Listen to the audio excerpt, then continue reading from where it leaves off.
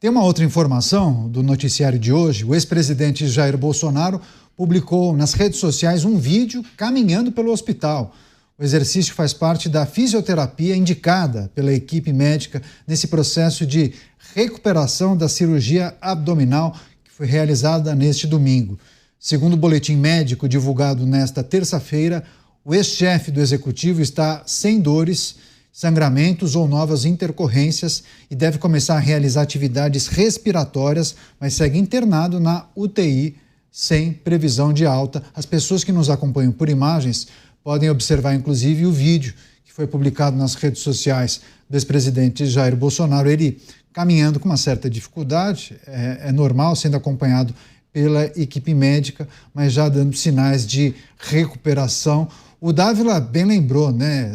Foram horas e mais horas de cirurgia, um procedimento extremamente delicado e ficará certamente algumas semanas em recuperação, não podendo se dedicar àquela agenda intensa de compromissos, uma agenda política que envolvia, inclusive, várias articulações em torno também do PL da anistia, né, Dávila? A gente espera que o ex-presidente se recupere o quanto antes, mas é preciso respeitar o corpo e também um procedimento que demorou tantas horas, né, Dávila?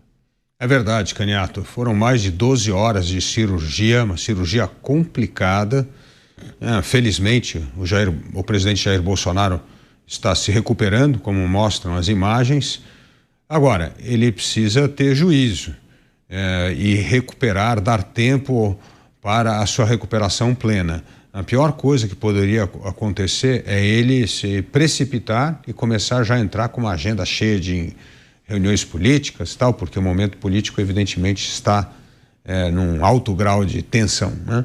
Mas então ele precisa dar tempo ao tempo para se curar, né, e se restabelecer para voltar às suas atividades políticas. Então é preciso ter um pouco de paciência nessa hora, porque essas cirurgias recorrentes, esses casos recorrentes do ex-presidente Jair Bolsonaro mostram certa preocupação com a própria saúde do presidente, né? Ou seja, não houve uma recuperação plena desde a facada, né? Sempre isso está sendo acometido novamente com complicações na sua barriga. Então é preciso ter cuidado com esse capítulo para que ele possa voltar às atividades políticas tão importantes no momento de muita tensão política, eu diria, no país hoje. Pois é, bem lembrado pelo Dávila, né? Logo após o ataque à faca que ele sofreu em 2018, depois da primeira operação, de tempos em tempos, o ex-presidente Jair Bolsonaro apresenta algum tipo de problema, alguma complicação decorrente daquele ataque à faca, né? Que ele quase perdeu a vida. É preciso relembrarmos aquele episódio que aconteceu na cidade mineira de Juiz de Fora. Talvez isso deverá acompanhá-lo para o resto da vida. Então ele tem uma saúde mais debilitada, especialmente quando a gente fala na região abdominal, né? Agora, Mota, esse é um episódio muito delicado, que é preciso dedicação do ex-presidente, da sua família, do seu entorno, mas, ao mesmo tempo, muitas questões importantes que o envolvem.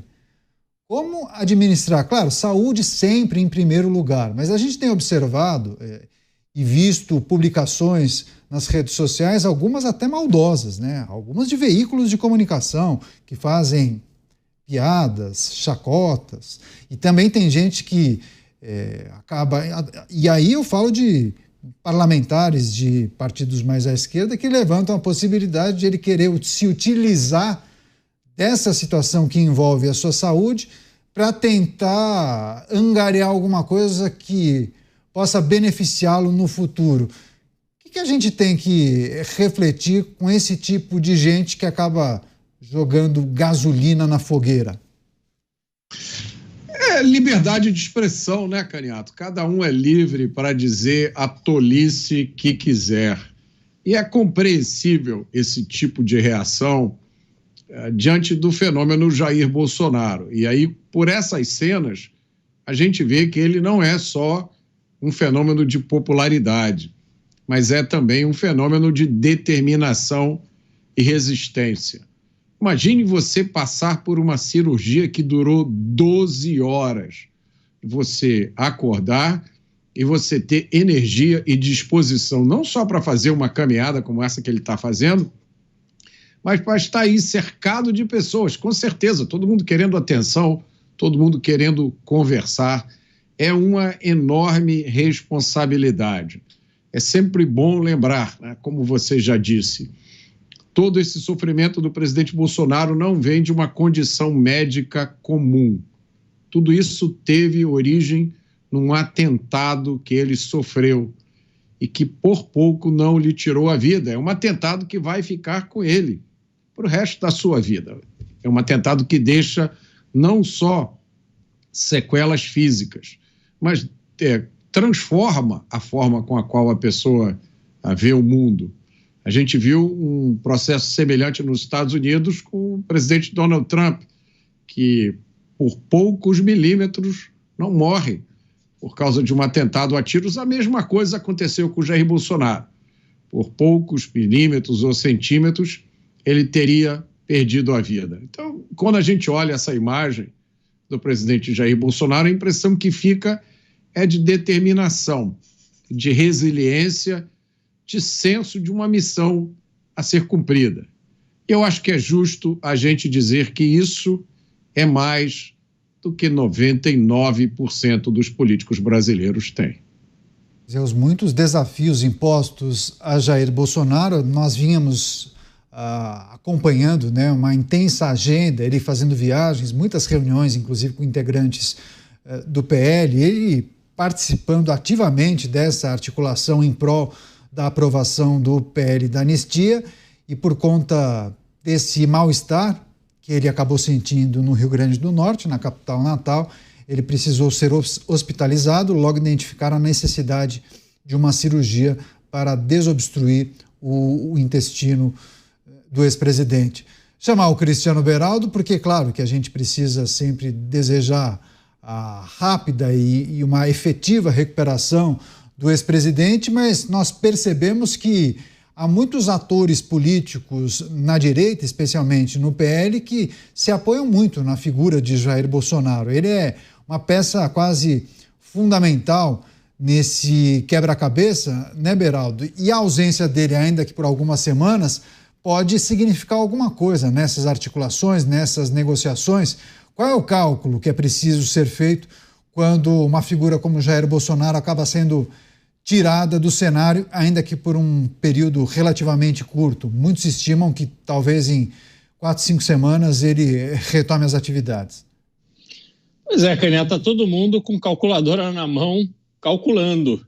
Porque essa cena do ex-presidente Jair Bolsonaro não é uma cena bonita. Ele não está ali com uma cara boa, ele não está mostrando vigor, força. Ao contrário, ele está ali numa cena de alguém debilitado e carregando um monte de fios ali, tem mais fio que um robô da Tesla, e ele fez um cálculo, entendendo, suponho eu, que esse tipo de imagem gera uma sensibilização nas pessoas, né? O coloca ali numa posição de receber essa simpatia das pessoas.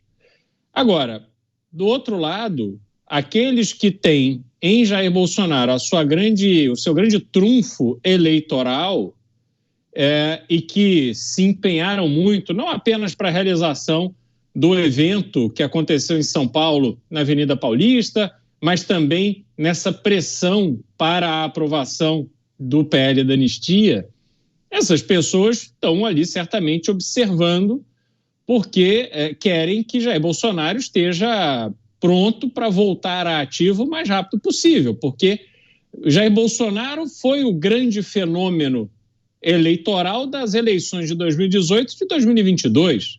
Né? Em 2022 elegeu governadores, elegeu deputados e senadores, enfim, foi realmente a grande força eleitoral, sobretudo na direita.